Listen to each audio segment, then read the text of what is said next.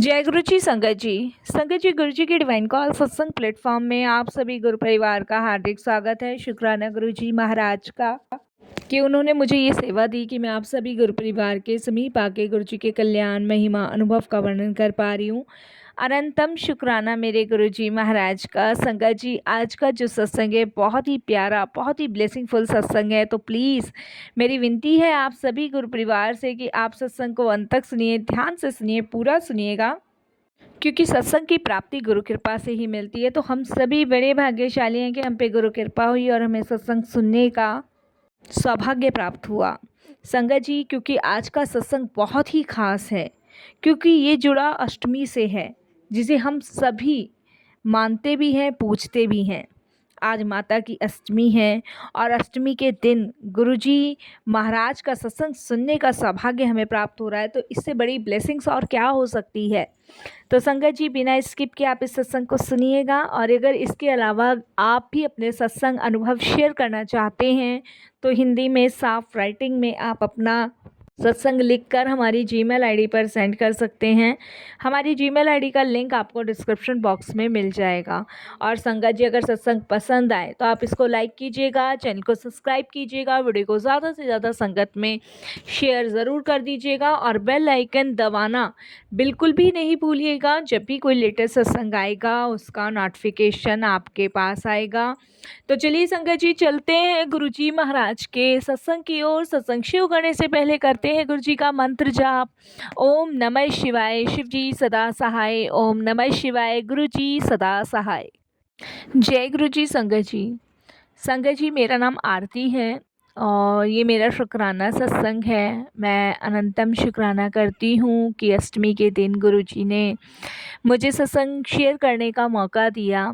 और उससे भी बड़ी बात ये है संगत जी कि आज गुरुजी महाराज ने अष्टमी वाले दिन मुझे साक्षात अपने रूप में दर्शन भी दिए। तो उसके लिए भी गुरुजी का शुक्राना। गुरुजी के काफ़ी दिन से मैसेज आ रहे थे कि मैं अष्टमी के दिन तेरे घर आ रहा हूँ। और संगत जी मैं बिल्कुल गुरुजी का वेट कर रही थी कि गुरुजी किस रूप में आएंगे, किस रूप में आएंगे।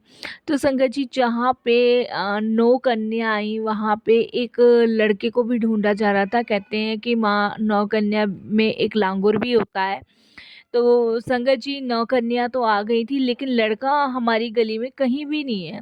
और संगत जी मैं काफ़ी देर से बैठी हुई थी, फिर मुझे नहीं पता संगत जी क्या हुआ क्या नहीं। और मैं मेरे हस्बैंड मुझे कहते हैं लड़का तो कहीं मिल नहीं रहा है, क्या करूं क्या नहीं करूं। तो संगत जी मैंने कहा क्या कर सकते हैं, भगवान से प्रार्थना करते हैं। तो भगवान से प्रे करने लगे कि भगवान कहीं से कोई लड़का मिल जाए और हम मतलब इस अष्टमी को पूर्ण संपूर्ण कर पाएँ। तो संगत जी जब भी ना एक बाबा जो है ना एक बच्चे के साथ आ जाते हैं मांगने के लिए। तो संगत जी वो जो है हमारा दरवाज़ा खटखटाते कहते हैं माँ आज अष्टमी है, कुछ बना होगा प्रसाद दे। तो संगत जी मैं उस बच्चे को कहती हूँ, मैंने कहा अच्छा आप कन्या खा लोगे? कहता है हाँ हाँ खा लूँगा। तो संगत जी उसको मैं अंदर लेकर आई, बिठाया। वो बच्चा ना इतना मुस्कुरा मुस्कुरा के देखा जा रहा था मुझे कि संगत जी मैं उस समय नहीं समझ पाई, क्योंकि कहते हैं ना कि गुरुजी ऐसा दिमाग पे पर्दा घेर देते हैं कि पता ही नहीं लगने देते कि वो हमें दर्शन देने आए हैं। संगत जी जब वो बच्चे चले गए, वो भी चला गया लड़का, उसके बाद आप विश्वास नहीं करोगे कि संगत जी उसने जिस थाली में भोजन खाया था ना उसमें संगत जी ऑटोमेटिक संगत जी एक ओम का दर्शन बन गया। और संगत जी ये मेरे पूरी फैमिली ने देखा। तो आज मेरे लिए बहुत खुशी का दिन है। आज मेरे लिए सौभाग्य की बात है, मेरे गुरुजी महाराज मुझे अपने दिव्य दर्शन दे के गए हैं। तो शुक्राना गुरुजी, बहुत शुक्राना आपका। और संगत जी आप विश्वास नहीं करोगे कि अष्टमी के दिन ही गुरुजी ने मेरी ज़िंदगी बदली थी। उनका अनुभव मैं आज आप सभी के साथ शेयर कर रही हूँ। हो सकता है मेरा ये सत्संग सुन के आपको भी लगे कि शायद ये हमारी भी कहानी है, क्योंकि संगत जी अष्टमी के समय ही मैं गुरुजी महाराज से जुड़ी थी। संगत जी ज़िंदगी कभी कभी इतनी कठिन हो जाती है ना कि इंसान टूटने लगता है, रोने लगता है और उसे लगता है कि अब कुछ नहीं बदलेगा। मेरे साथ भी संगत जी कुछ ऐसा ही हुआ था। और मेरे को भी यही लगता था कि शायद अब कुछ नहीं बदलेगा और ऐसे ही मतलब ज़िंदगी रहेगी। और क्योंकि संगत जी, जब इंसान टूटा और बिखरा हुआ होता है ना, तो उसको उम्मीद नज़र नहीं आती है। और संगत जी, मेरे ज़िंदगी में तो ना चारों तरफ अंधेरा था उस समय, क्योंकि गुरुजी के आने के बाद मेरे हस्बैंड बदले हैं। और नहीं, मेरे हस्बैंड इतने गुस्सैल थे कि मतलब हर छोटी छोटी बातों पे लड़ाई झगड़ा करना। और संगत जी, पैसों की भी उस समय हमें बहुत तंगी रहती थी, और ऊपर से मैं बीमार। मतलब ये समझ लीजिए कि ऐसा लगता था जैसे कि मानो सारी चीज़ें ना थम सी गई है। और संगत जी देखिए, उससे भी बड़ी बात कि मेरी बेटी की शादी अटकी हुई थी। अच्छे रिश्ते आते थे पर किसी ना किसी वजह से टूट जाते थे। और इस बात को लेके ना मैं और मेरे हस्बैंड अक्सर झगड़ा करते थे। मैं उनको यही कहती थी, जब भी कोई अच्छा रिश्ता आता है और बात बनते बनते बिगड़ जाती है, आप किसी को दिखाओ तो सही, किसी को बोलो तो सही। कि लड़के वाले देख जाते तो मना क्यों कर देते हैं, क्योंकि अब बेटी की उम्र भी हो रही थी संगत जी, और घर में कब तक बिठा के रखते, तो ये भी अलग से टेंशन बनी हुई थी। और संगत जी, हस्बैंड जो काम करते थे वो संगत जी घाटे में जा रहा था, उसकी वजह से ही परेशान। और इसी वजह से हस्बैंड ना ज़्यादा चिड़चिड़े हो गए थे, बहुत ज़्यादा चिड़चिड़े हो गए थे। और कर्जा लेने में संगत जी, मेरे हस्बैंड बिल्कुल भी पीछे नहीं थे, बहुत कर्जा लेते थे, बहुत कर्जा कर रखा था। अब तो महाराज की कृपा से कर्जा नहीं है। उस समय तो बहुत कर्जा ले रखा था संगत जी। घर का माहौल इतना भारी हो गया था ना कि रोज़ झगड़े होने लग गए थे। मेरे हस्बैंड यही कहते थे, कहाँ से लड़का ढूँढूँ जब नहीं मिल रहा है तो। संगत जी, ठीक है, मैं मानती हूँ, लेकिन मैं उनको यही कहती थी कि आप कोशिश तो करो, कहीं दिखाओ तो सही भई। जब बेटी की उम्र भी हो रही है और अगर ऐसे ही घर में बिठा के रखेंगे तो और उम्र बढ़ेगी। लेकिन कुछ फ़र्क पड़ता नहीं था हस्बैंड को। संगत जी, बहुत बेकार हमारे घर का माहौल हो गया था। बेटी का तो यही कहना था कि मैं अब थक चुकी हूँ आपकी और पापा की लड़ाई देख देख के। बेटी तो अक्सर यही कहा करती थी संगत जी। संगत जी, और उससे भी बड़ा दुख, मेरे खुद के शरीर में एक गंभीर बीमारी थी जिसने मुझे काफ़ी लंबे समय से पकड़ा हुआ था। और डॉक्टर ने कहा था कि अगर दवाई और इलाज समय पे ना किया गया ना तो हालात बिगड़ सकते हैं। संगत जी, सच बताऊं, उस समय मेरे मन में सिर्फ यही विचार आता था कि अब ज़िंदगी का कोई अर्थ नहीं बचा। रोते रोते काटती थी संगत जी, क्योंकि कहते हैं ना, जिस पे बीतती है ना वही जानता है। और मेरे पे बीतती थी संगत जी। एक तो पति इतना गुस्सेल वाला कि चौबीसों घंटे लड़ाई, छोटे से छोटी चीज़ों पे, बड़ी से बड़ी चीज़ों पे, हर चीज़ पे लड़ाई संगत जी, हर चीज़ पे। ऊपर से बेटी की उम्र संगत जी 32 साल होती जा रही है, और 32 साल बाद भी कोई लड़का नहीं मिल रहा, तो संगत जी बच्चा तो और उम्र से बड़े होगा ही होगा। अब तो संगत जी बेटी के बाल भी थोड़े थोड़े सफ़ेद होना शुरू हो गए थे, और उसके साथ की सारी सहेलियों की उसकी शादी हो गई थी, यही बची थी। इधर संगत जी, जब भी हस्बैंड से पैसे मांगो दवाई के लिए पैसे नहीं थे। अब संगत जी, मैं करूं तो करूं क्या, आप मुझे बताओ। उम्र मेरी भी थी, कोई मैं भी जवान नहीं थी। और ये लगा लो संगत जी, जब से शादी होकर आई हूँ ना, तब से हस्बैंड ऐसे ही थे, बिल्कुल भी नहीं बदले संगत जी, बिल्कुल भी। और ना संगत जी दवाइयों के लिए पैसे देने, ना कोई मतलब नहीं, कुछ मतलब नहीं संगत जी। इसी बीच मेरी एक रिश्तेदार हैं, और उन्होंने मुझे कहा कि तू मेरे साथ आज अष्टमी के दिन गुरुजी के बड़े मंदिर चल। और मुझे पता है संगत जी, आप विश्वास नहीं करोगे, अब तो हमारी अष्टमी बहुत अच्छी गुजरती है। नहीं, उस अष्टमी पे तो ना बस हस्बैंड ना पैसों के नाम पे तो बस ये समझ लो, पता नहीं उनके प्राण ही छूट जाते थे। कर्जदार कर्जा ले रखा था, सुना सुना के चले जाते थे। और संगत जी, मैं जैसे तैसे घर में खाना बनाती थी, पूड़ी छोले, और कन्याओं को खिलाती थी। और आप विश्वास नहीं करोगे, मैं सिर्फ कन्याओं को ना संगत जी 2-2 3-3 रुपए दे पाती थी। मेरे पास 10 रुपए देने लायक भी नहीं होते, छोड़ता ही नहीं था ये आदमी। और संगत जी, ऊपर से मेरे पास थोड़े बहुत पैसे वो भी ले लिए, और अपने देने नहीं। मैं औरत के पास कहाँ से आएंगे पैसे, आप खुद सोचो। तब संगत जी, उन आंटी ने मुझे कहा कि आज गुरुजी के दरबार चलो, गुरुजी के दरबार में ना बहुत बड़ा कार्यक्रम है, और तुम चलो। वहाँ पे ना हर मुराद पूरी होती है, हर बिगड़ी तकदीर बन जाती है। तो पहले तो संगत जी मैंने मना कर दिया, बोली कि मेरे पास फुर्सत कहाँ है, मेरे पास पैसे कहाँ हैं, मेरी तबीयत कहाँ साथ दे रही है, मैं कैसे किसी गुरु या बाबा के पास जाऊँ, कैसे किसी सत्संग में जाऊँ। संगत जी उन्होंने मुझे कहा कि देख लो, बुलावा है, अगर तुम आज नहीं गई तो ज़िंदगी भर पछताओगी, इस तरीके से बोली।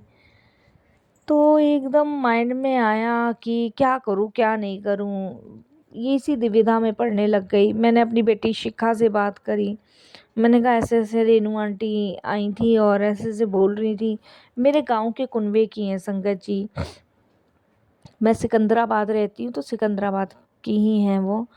तो मैं उनको कहने लगी ये बात, तो संगत जी वो मुझे कहने लगी कि एक बार मम्मा जाके देख लो, और क्या हो रहा है, मंदिर ही तो है, एक बार जाके देख लो। मैंने कहा बेटा मेरा इच्छा तो नहीं है, क्योंकि शरीर भी साथ नहीं दे रहा और पैसे भी नहीं है। तब भगवान कसम संगत जी आप विश्वास नहीं मानोगे, मेरी बेटी ने 300 रुपये संगत जी अपने पास से निकाल के दिए, और उसने मुझे कहा कि मम्मी 300 रुपये हैं, मैंने कुछ पैसे जोड़े थे, ये उन्हीं में से ये, तुम जाओ। वो 300 रुपये लेके गई थी संगत जी मैं गुरु जी के दरबार, मेरे को आज भी याद है। और संगत जी आप विश्वास नहीं मानोगे कि जैसे ही मैंने मंदिर में कदम रखा ना, एक अलग सी मुझे ऊर्जा महसूस हुई, महक, वाइब्रेशन, सब कुछ मेरे जीवन में बदल गया। मुझे ऐसा लगा जैसे मेरा पूरा बोझ किसी ने कंधे से उतार दिया हो, सारी टेंशन 1 मिनट में उतार दी हो, सारी चिंता फिक्र 1 मिनट में ख़त्म हो गई हो। मतलब ऐसा मुझे लगा जैसे कि कोई टेंशन कोई फिक्र है ही नहीं मुझे किसी प्रकार की। संगत जी उसी दिन मुझे पहली बार गुरुजी के लंगर का स्वाद मिला, और मैंने महसूस किया कि ये कोई साधारण जगह नहीं है। क्योंकि संगत जी जब होता है ना, आप किसी दैवीय शक्ति जाते हो तो आपको ऑटोमेटिक एक ऊर्जा प्राप्त हो जाती है, वही ऊर्जा मुझे महसूस हुई, और कुछ अलग सा ही लगता है संगत जी, उसे वर्णन तो उसका मैं नहीं कर पाऊँगी, लेकिन कुछ अलग सा ही लगता है। संगत जी उस दिन मुझे पहली बार गुरुजी महाराज का लंगर भी मिला, और मैंने ये महसूस भी किया कि ये कोई दैवीय जगह है, ये कोई चमत्कारी जगह है। संगत जी जब मैं दरबार में बैठी हुई थी ना, तो अचानक ऐसे लगा जैसे मेरी आंखें बंद हो गई हो, और एक रोशनी मेरे सामने आई। उस रोशनी में मैंने स्पष्ट सुना, डर मत, सब ठीक हो जाएगा, तेरा घर, तेरी बेटी, तेरी तबीयत, आज तू सब मेरे चरणों में छोड़ जा, तुझे इन सारी चीज़ों की परेशानी कभी नहीं भोगनी पड़ेगी। संगत जी ये मैंने बिल्कुल स्पष्ट अपने कानों से सुना। संगत जी इस आवाज़ को सुनकर उस समय मैं कांप गई, और मेरी आंखों से आंसू निकलने शुरू हो गए। मुझे लगा जैसे किसी ने मेरी आत्मा को छू लिया हो, और मुझे संगत जी बड़ा अजीब सा फील हुआ। उस दिन के बाद धीरे धीरे मेरी ज़िंदगी बदलने लगी। बेटी का रिश्ता तय हो गया, और संगत जी बहुत अच्छे घर में शादी हुई। सबसे पहले गुरुजी ने जो चमत्कार किया वो यही किया कि मेरी बेटी का रिश्ता तय हुआ। संगत जी पति जो बहुत गुस्सा किया करते थे, वो थोड़ा थोड़ा शांत रहने लगे, और संगत जी उनको नए नए कॉन्टेक्ट भी मिलने लगे, जिसके कारण वो थोड़े बहुत संभल गए। और मेरी बीमारी, जिन डॉक्टर ने कहा था संगत जी की बीमारी नॉर्मल नहीं है, इसका कोई बड़ा ही इलाज करवाना आपको पड़ेगा, अब वो संगत जी डॉक्टर कहते हैं कि दवाई से ही ठीक हो जाएगा। ये बदलाव अष्टमी के दिन गुरुजी के दरबार में जाने के बाद शुरू हुआ। संगत जी आज मुझे समझ आया कि जब हम टूट कर गिर जाते हैं तब गुरुजी अपने दरबार खींचते हैं। अष्टमी का दिन सिर्फ देवी माँ की पूजा का दिन नहीं, बल्कि गुरुजी का दिया हुआ दिव्य संदेश है कि बुराई ख़त्म होती है और अच्छाई की जीत होती है। मेरे जीवन की सारी परेशानियाँ जैसे किसी ने काट दी हो, आज भी जब अष्टमी आती है मैं गुरुजी का दरबार सजाकर उनका धन्यवाद करती हूँ, और घर में दरबार सजाती हूँ उनका, और लाख बार शुक्राना करती हूँ। उस दिन उन्होंने मुझे अगर ना बुलाया होता तो मुझे नहीं पता मेरा क्या होता। संगत जी, अगर मैं उस दिन मना कर देती तो शायद आज मैं अंधेरे में ही होती। ये मेरा अनुभव है, पर हो सकता है कि आपकी ज़िंदगी में भी कुछ ऐसा ही चल रहा हो। अगर आप भी किसी समस्या जूझ रहे हैं तो बस एक बार अष्टमी के दिन गुरुजी के चरणों में बैठकर अपनी पूरी कहानी उन्हें सुना दें। आप देखना, जैसे उन्होंने मुझे संभाला वैसे ही वो आपको भी उठा लेंगे। गुरुजी हमेशा कहते हैं, तेरा भला मैं तैथो वध करके करदा। सच में वो हमारी सोच से भी ज़्यादा अच्छा हमारे लिए कर देते हैं। संगत जी, शुक्राना गुरुजी का बोलना चाहिए, निरंतर उनका मंत्र जाप करना चाहिए और हमेशा उनका धन्यवाद प्रकट करना चाहिए। मेरे जीवन की आधे से ज़्यादा समस्या मेरे गुरुजी ने दूर की है। उन्होंने मुझे हर कष्ट से, हर परेशानी से बचाया है। संगत जी, जब बेटी का रिश्ता देखने गए थे ना, तो यही सोच के गए थे कि शायद यहाँ से भी मनहाई हो जाएगी।